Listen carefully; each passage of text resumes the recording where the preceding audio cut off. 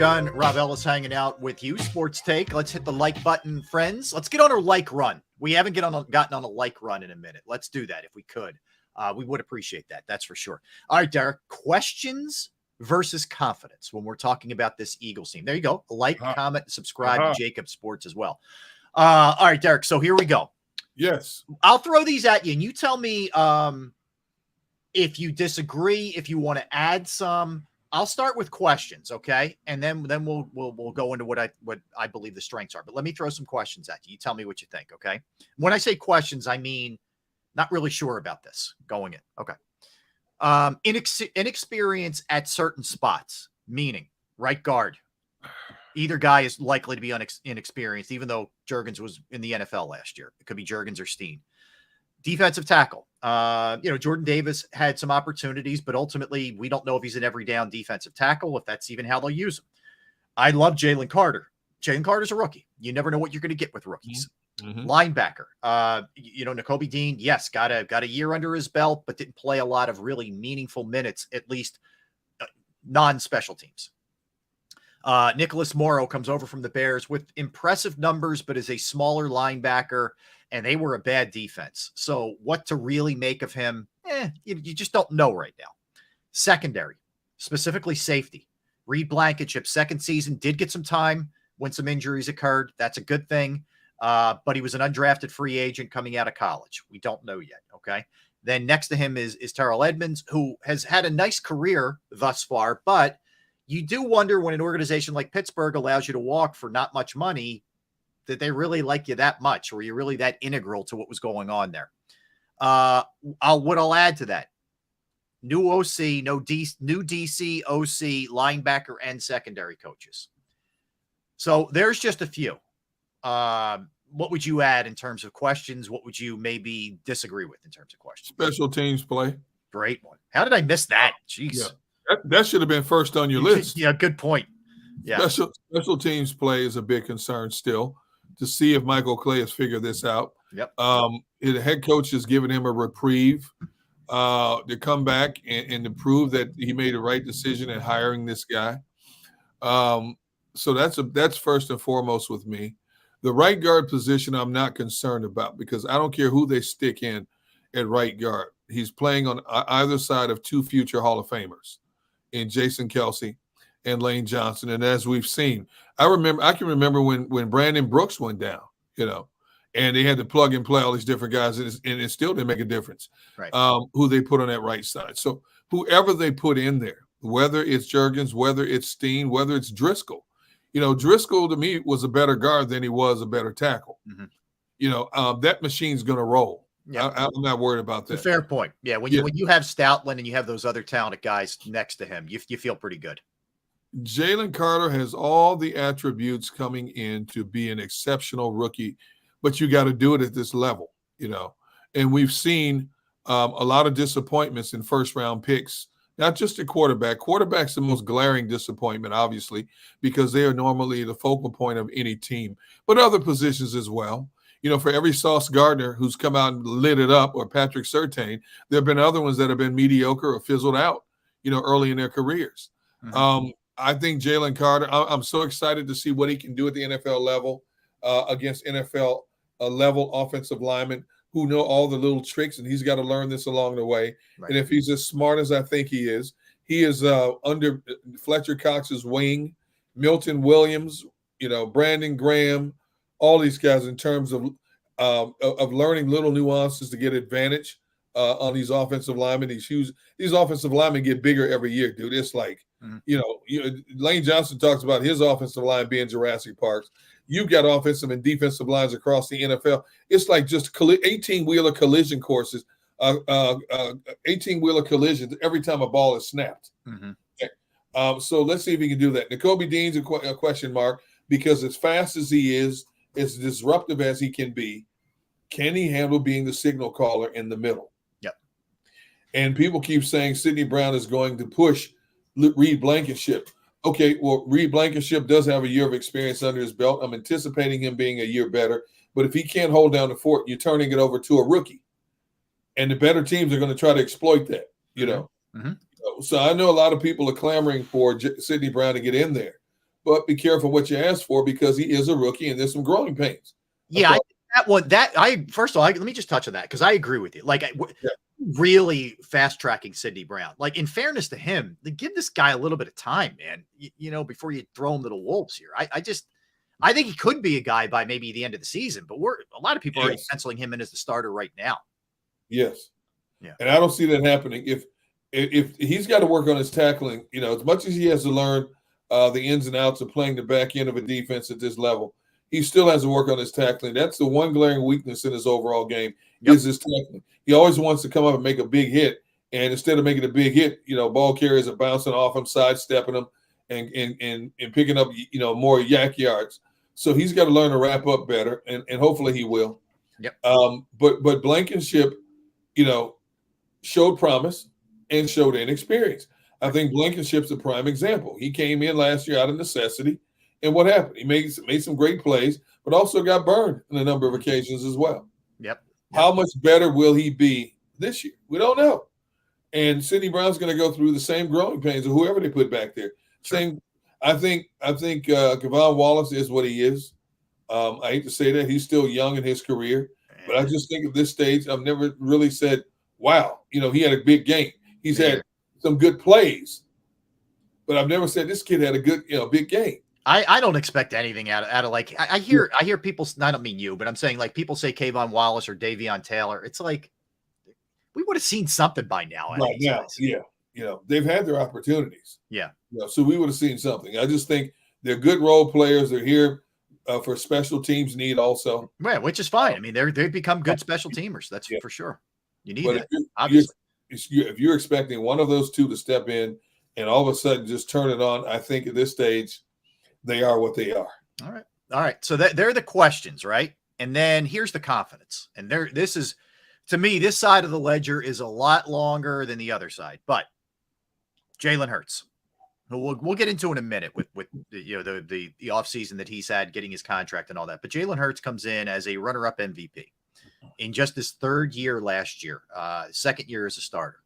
Huge leaps and bounds. And we know the work ethic is there. And the guy, I think, is just going to get better and better and better. And there doesn't appear to be much weakness in his game. He has a great offensive line. Arguably the best offensive line in football. He's got 2,000-yard receivers who I think are still young enough where they're just getting better. Yep. Including A.J. Brown, a good tight end. They have a pass rush that will be, I think, in the top 3 in terms of getting to the quarterback. Still, they have right now, 3 rushers who have double-digit sacks last year. They have a secondary that does return Slay and Bradbury and Avonte Maddox, which means you're pretty settled at that cornerback position. In pretty good shape there. You have a head coach who, in just his second season, took the team to the Super Bowl on a 14-3 record, has been to the playoffs twice in his Eagles tenure. You have a GM who is now considered arguably the best in football, or in the class of the top 5. You have a culture surrounding this team that is excellent, and you have an owner who is nothing but stable. Where you see, Washington and some of these other teams that have bad ownership groups, Cleveland, et cetera. There's a lot to be said for that. Like, that's a lot. When you have a team that has a good quarterback, a pass rush, a good offensive line, like, that's usually the things you check off for. Yeah, this team's going to be really good. And the Eagles have all of those things. Trio of great pass catchers. Yep. I agree. There's so many positives with this team. You can't help but be excited about the prospects. The fact that they basically bring the entire offense back intact except for one spot, that's huge when you consider every team every year in the offseason has multitudes of free agents. And as we saw, the Eagles lost 5, but they were mostly on the other side of the football. Mm-hmm. So this offense is still, I expect, as I said last week, to be at a minimum averaging 28 points a game, at a minimum. 28 points a game, and that'll win you a lot of football games. If the defense can just sporadically get turnovers, they're going to be right back in this thing at the very end again. I think the positives by far outweigh the negatives. If I have question marks, it's how do you handle the running back situation? And I know Nick Sirianni said already, hey, if a guy's hot, I have no problem riding him, so on and so forth. Yeah, that's easier said than done in a lot of cases. Sometimes you can outthink yourself, which can cost you crucial points of a game. Having a wasted timeout because, you thought you had the right personnel in for this down and distance and you didn't. You got a wasted timeout. Things like that. But for the most part, everything you said in a positive light to me by far outweighs the negative on this team. Now it just has to all come together. It's almost too good to be true when you look at this team the way it's set up to perform this year.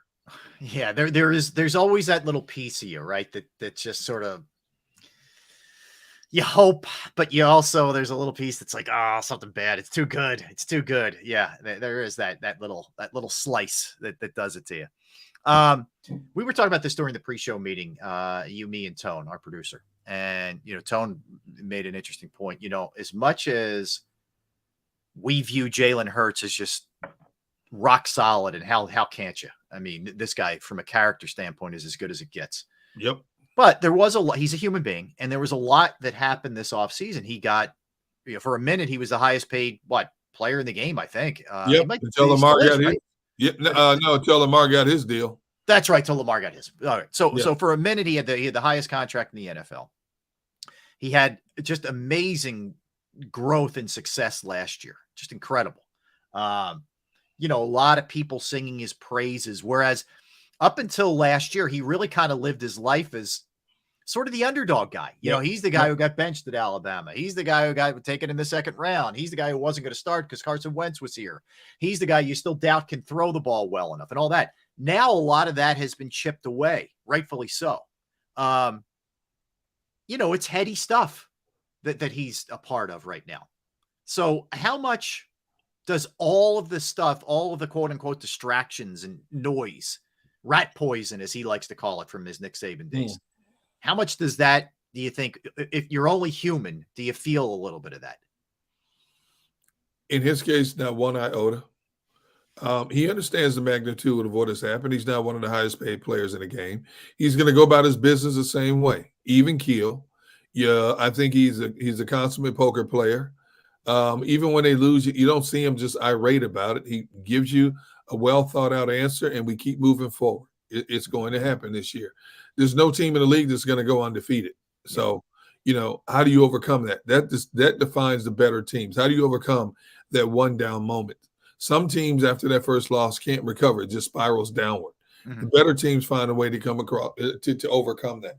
I think with Jalen Hurts, it's not about the money to him. He's got the money. It's about finishing what he started last year. And I think that's all you're going to hear him talking about it through training camp and the course of this season, trying to finish what they didn't finish last year. I think he's as focused a young man as you could possibly ask for when you consider his age and his poise for that age.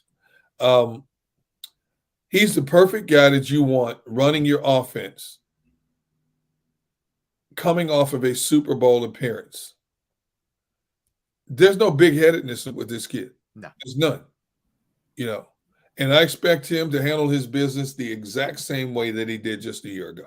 I agree with you. I think if there's any young player who's been put in this position that he's been put in, that's impervious to the distractions, it's this guy. If you went into a lab and wired a professional athlete, you would wire them exactly the way that this guy is put together, because he can fend off all of it, because it's not about the nonsense. No. It's not about the cars, and it's not about the money in the house. You don't see videos of this guy. Like, you'll see all the stuff with Ben Simmons we'd always see, or some other athletes. When you ever see any of that with Jalen Hurts? Never. Yeah. Never. It's not like, look at what I'm pulling up in. Look at my house. Look at whatever. I'm out at the club. You don't see any of that kind of stuff.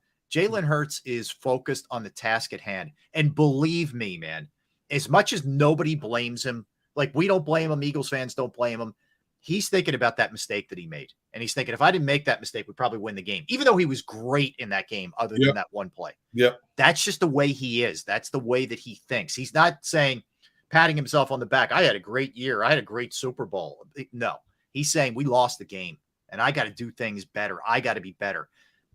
He is the ultimate first in, last out. Great example to everybody else because he's making more than anybody is, that I got to put the work in.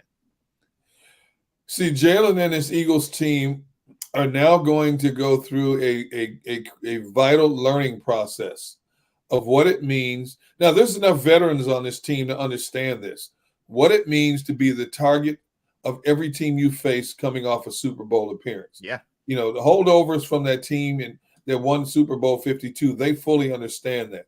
But there's a whole new collection of guys, the Devontae Smiths, the A.J. Browns, the Jalen Hurts, that have not experienced that yet. They will this season against much more formidable opponents. Kansas City expects that every year. They have a different mindset because for the last 3 or 4 years, they expect to be the team everybody measures themselves by, and they handle themselves well, having gone to 3 of the last 3 of the last 4 Super Bowls and winning 2 of them. New England Patriots for 15 years understood that, you know, what it meant. You know, they kept enough veteran nucleus in there, and it was just beat into these guys' heads. They understood what it meant to be the focal point of every opponent you play every week. You are every team's Super Bowl, conference championship, divisional title game, however you want to look at it. And they're going to be that team this year in the NFC. Kansas City already knows what's coming. They're the ones holding the trophy, and you got 31 other teams trying to take it from them. Mm-hmm. The Eagles want that trophy. They want that opportunity. But the road to get there now becomes that much more difficult because you finished number 2 instead of number 1. Yeah. Well, I think, too, that that's how you regain your sort of, you know, dog mask thing. I'm not saying go back to that. Yeah, I'm just using an example, like the chip on your shoulder thing. The chip on their shoulder thing now isn't so much like the Eagles are the favorites in the NFC by almost all measures, maybe the number 2 team in all of the NFL behind the Chiefs. Yeah. But the way that you get that back is that sort of underdog mentality is, yeah, everybody's gunning for us. We're going to get everybody's best every single week here. And if we're not ready, we're going to get our heads knocked off by these teams. So that's how you get yourself motivated and ready. And Sirianni saying, hey, guys, remember that confetti that we all had coming and falling on our head and falling in our hair? We were walking off the field. Do you want that feeling again? You want to be the team holding the trophy up? You want to be the other team watching somebody else hold the trophy up? That's how you do it. Simply put, I mean, that's how they're going to do it. And that's how you're going to have to do it. We've seen plenty of teams buckle to this kind of thing. We know what the odds are. The odds are hard. It's going to be hard for Kansas City. As perfect as things look there, it's going to be hard for them because when was the last time somebody repeated? It's been 20 years. Absolutely. You know, the difference is this Eagles team is not an underdog. They're not sneaking up on anybody. No. You know, that 17 team, that 2017 team kept losing players, and all the pundits kept doubting them. You know, you're not going to get you. There's no way you're going to finish the number 1 seed. They did. No way you're going to beat who was it? Atlanta in that playoff game. They did. Yep. Minnesota. There's no way you're going to smoke Minnesota. You did. Surely you can't beat New England. So they rode that underdog moniker to the highest of highs. Mm-hmm. This time, it's us against them, boys. Mm-hmm. Every week, it's us against them. Yep, they're coming for us. You know, we can't hide anymore. You know, everybody since the offseason picked the Eagles to get back to the Super Bowl. As we approach the regular season, everybody's picking the Eagles as the number 1 team in the NFC again. Well, you got a lot of teams out there that will say, you know what? If they're the number 1 teams, how good are we? Well, there's only one way to find out. Yep, we're going to go through them. And just staying on this, but back to Hurts. What I think is great too is you got a guy with the right mentality. You have a guy who you've given the proper weapons to. And I think he's going to have, again, really good coaching with the head coach and the guy who's taking over as the offensive coordinator who has such familiarity with him. Like, you know, I have belief in these coaches, Derek, the new ones, even though I put them on the question list because, you know, we have to see first. But if there was ever a better situation for a smooth transition at the offensive coordinator spot, it's this one. Yeah. You had a guy who was there as a quarterback's coach who's known this guy since he was a little kid. Okay. Nobody knows Jalen Hurts better than this guy, other than maybe his family. Mm-hmm. So he knows what makes him tick and what his strengths are. I couldn't agree more. And hopefully he plays to that throughout the course of this season. That's a big responsibility. when you step in for a guy like Shane Steichen, who was an excellent play caller, as we found out. Very good. And you were the understudy. You watched, you listened, Sirianni and Steichen go about their business. Now you step up a notch in responsibilities, and everything that you do will be compared to what the predecessor did. And anytime you make a mistake, it's going to be magnified even more so. Yep. You know, I'm assuming Brian Johnson has sat down endlessly with Jalen Hurts this offseason. What do you like in this offense? What do you want to see different in this offense? What do you want to try that you didn't do last year? All of these things have to come into play. And as the season progresses, Rob, they're going to be adding things and they're going to be deleting things as well. There's certain things that they may have in early on. You know what? I don't like that. Right. And that's how you get better. You know, unfortunately, and not in Jalen's case, but we see this with Aaron Rodgers. When you get to an Aaron Rodgers status, you handcuff a coaching staff and a play caller because you basically tell them what you're going to run and what you're not going to run. Right. So you can't run the full offense, and you become a little bit more predictable. The one thing about this offense was it was not a predictable offense. You don't know what they were going to do next. In running situations, they threw the ball. In passing situations, they ran the ball. You know, you don't know what they're going to do. That's how you got to keep these defenses on their heels. Mm-hmm. You got to keep them unpredictable. And so Brian Johnson is he's just like Desai, just like Matt Patricia. Brian Johnson, just like Michael Clay, under the microscope as much.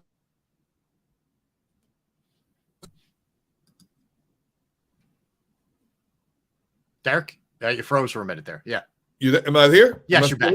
Okay. You just froze for a second. Oh, That's all good. I said, you know, Brian Johnson, just like anybody else in that organization, whether it's Matt Patricia, yep, Sean Desai,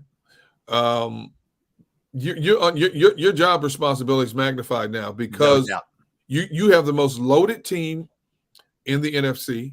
You have probably the top offense in the NFC, and you are pulling the strings on this offense. And you have the best quarterback. The best quarterback. Yeah. So look, the bar's set high.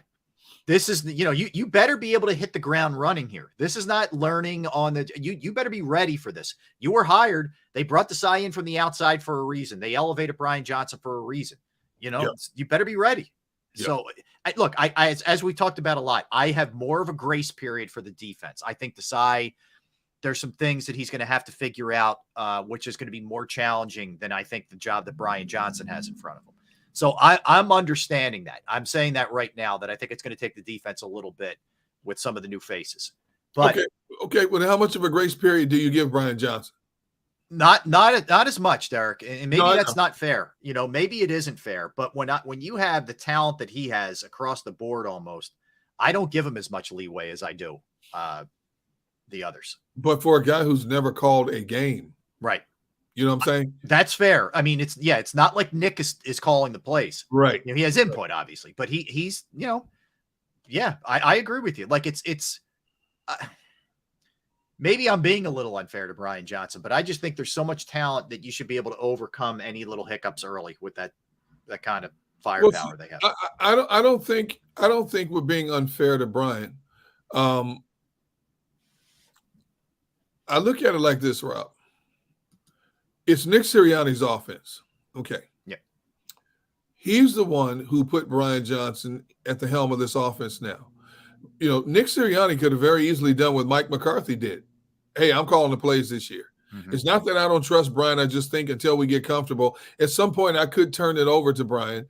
But initially I think I'm going to call the plays. No, he said right out of the gate, Brian's calling the plays. Mm-hmm. Okay. So to turn the reins over to a guy who's never called a game in the NFL, it's a big responsibility on both the head coach and the offensive play caller. Mm-hmm. Yeah. But again, it's one thing to watch and listen to other people do it. Now that onus is on you. And you're human. You're going to make mistakes. We understand that. Can you minimize those mistakes? Yeah. To the point where it doesn't cost you? That's what we're going to find out. Yeah, it's $1 million question, that's for sure. But it's going to be fun watching. We know that much. So week 1, New England. And again, I always check these lines to see if there's anything up with them. And if there's any kind of movement. But the Eagles, I mean, I'll give you a little taste of what the lines are in week 1. Let me just real quick. Eagles are still -5. That hasn't moved. Okay. Okay. All right. 425 against New England on the road. Okay. All right. Let me get your guess. So the Lions and the Chiefs open things up on Thursday. That's September 7th. That game's in Kansas City. Yep. All right. What do you think that spread is? 8. Right. You're close. It's 7. Okay. It's 7. Okay. Kansas City the Chiefs are 7-point favorites over the Lions. I think that's because they're home. About right. Yeah, it's about right. Yeah. Over under 54, a lot of points. That's a high total for an NFL game. I expect that. Like I said, Kansas City was a bend but don't break defense. Yeah. And those young kids they played with last year, now a year older, a year wiser. Will Chris Jones be there? That remains to be seen. He's the heart and soul of that defense. Right. Okay. I fully expect him to make his stance and come back and play, whether he gets – because he's making decent money. It's not like he's making chump change. He's still making about 20. Like it's – yeah, you're right. He's getting paid. He's worried about the contract not being where they want to be at this point. Are you kidding me? Yeah. Yeah. And I – without saying it, I could tell, like, we'll get into this more later, but Andy Reid usually gives you nothing in those kind of settings when they ask him a question. And he even said, yeah, I'm a little bit surprised he didn't show up. Like that to me, by Andy's standards, that's a little something. It was a little something, Derek. Not end of the world type of stuff, but a little something. I want to put something in your wheelhouse that I'm looking at right now. Sure. And you being a native Philadelphian, yep, and a full supporter of your Philadelphia teams, you bleed Philadelphia, green, red, whatever colors the team is wearing. I'm looking at John Doe's comment, and it says, you Philadelphia people give Hurts too much leeway. Hurts is fool's gold. Mr. Ellis, as a Philadelphian who staunchly supports your Philadelphia teams, how do you respond, sir? I would say it's nonsense. It's not fool's gold.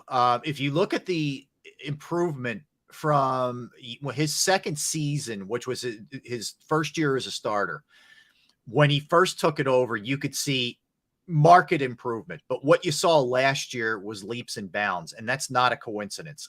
When you only throw 6 interceptions, when you raise your completion percentage as high as he did. I mean, if you look at what he was the year before to what he was, so he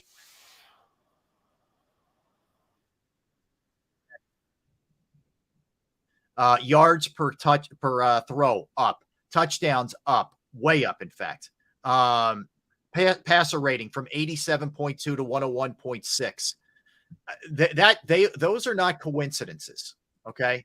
That's the reality of the situation of someone who is just improving and improving and improving. And he's also been groomed very well. Like they put him in a good position his first year with Doug, who's a quarterback's guy. Nick Sirianni's a quarterback's guy. Shane Steichen is a quarterback's guy. Brian Johnson's a quarterback guy. Tanzi's a quarterback's guy. They have grown him and they've given him the proper weapons around him. Like I hear the weapon thing all the time. Oh, what do you expect? He's got A.J. Brown and Devontae Smith. Well, I'm sorry. For most of Mahomes' career, he had Tyreek Hill. Joe Montana had Jerry Rice. Yep. He had John Taylor. He had Roger Craig. You need weapons around you. Joe Burrow has arguably the best threesome of receivers in the game. If you look at them with Chase and Boyd and T. Higgins, it shouldn't be a knock that he has talent around him. And he's as focused and driven as anybody, which means he's not going to be a one-hit wonder, which means you're not going to see a flash in the pan. You're not. He's not wired that way, and he's getting better and better and better. That's how I would answer. And Jalen Hurts accounted for 37 touchdowns. He ran for 760 yards. He didn't make mistakes. Nope. Are you going to blame a quarterback for being gifted with talent around him? Nope. No. Because there's been quarterbacks that have had talent that couldn't pull the trigger and deliver the goods, and end up being habitual backups. Jalen Hurts did exactly what the organization asked of him. They played to the strengths of his attributes beautifully. And like you said, he improved tremendously statistically across the board. Jalen Hurts is a real deal. You don't accidentally finish number 2 in the MVP voting and miss 2 games and say basically he's fool's gold. Now I understand to make that comment that dude's trolling, make that comment. But I just wanted to stoke your fire a little bit because it's a Philadelphia thing, If, you know what, honestly, and I know Wentz had the great 17 season until he got hurt, but I think two things happened with Wentz.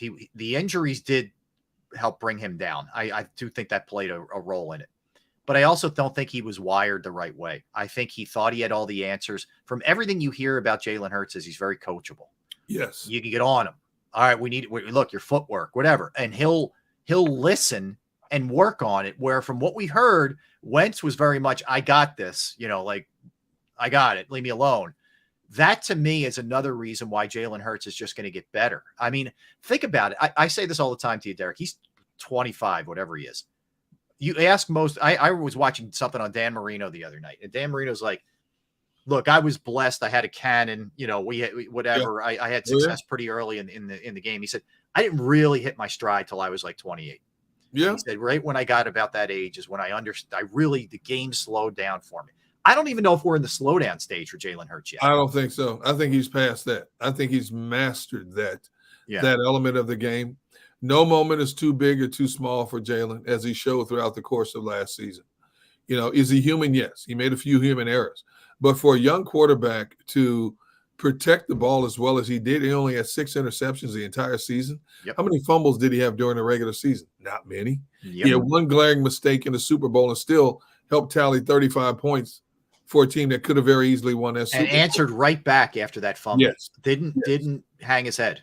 There are a lot of quarterbacks that would have gone in the shell, would have been gun shy after a situation like that on the biggest game on the stage. And he didn't. If anything, he got better as the game progressed. Yep. So Jalen Hurts, I can't wait. Jalen's 24, 25 now. I can't wait to see what he's like when he's 27, 28. Right. And I see, like, there are some people that will look at his touchdown passes, say, oh, that's not a big number. First of all, he got 35 touchdowns running and throwing. I don't care how you get them. But number two, the Eagles were so destroying most teams last year that he didn't throw in the fourth quarter. Very few times did he throw in the fourth quarter. Right. He also missed 2 games, and really in that last game against the Giants was compromised. So you're talking about 3 games and a bunch of times where other teams, if it was more competitive game, he would have been throwing more in the fourth quarter. Yep. So this is where, like people like Texas Boy and other people who have no idea what they're looking at will throw numbers out there without really comprehending what went on during the season. Exactly. So, there's a danger of just burying your head in stats or trying to make your point with stats when you actually look at the games and watch every game like we do and understand what's happening. Could the Eagles have rolled up some scores and gotten Jalen some more numbers? Yeah, perhaps they could have. Why take that risk? There's no point in that. No. You run the ball and you milk clock and you end the game and you get out of there with a W, which is what it's supposed to be all about. So, again, whatever. Like that stuff, a lot of it is just nonsense trolling. But to me, I feel really good that this guy's just getting better and better and better. I truly believe that. I can agree with you more. All right, let's step aside for a sec. Let's come back. Hey, but we got some fun stuff in store for you with the football stuff. So our greatest series continues with the Falcons today, Derek. But there's a lot of NFL news. Like, I know, like the regular season, there's so much to talk about. Training camp, baby. Training camp is among us. I'm telling you, man. So we'll get into all that in a little bit, and certainly talk some Phils as well. So don't go anywhere. That's Derek. I'm Rob. We are Sports Take, JAKIB Sports YouTube Network. I want to tell you about my guy Jim Murray and Principal Financial Group, because look, it took me far too long to find the right person to trust with my hard-earned money and my investments. And once I did, and once I got with Jim, it was the best experience that I've had. And I want you to have that experience as well. Whether it's retirement planning, 401k review, insurance review. If you're just not sure that you're invested the right way, reach out to them and just have a chat with them. I know I've entrusted my IRA, my 401k rollers with Jim, and I couldn't be any happier. You will be too. Give him a call, 610-996-4751, 610-996-4751. That's how you reach him. You could also email him, Murray, MURRAY.Jim@principal.com. That's Murray.Jim@principal.com.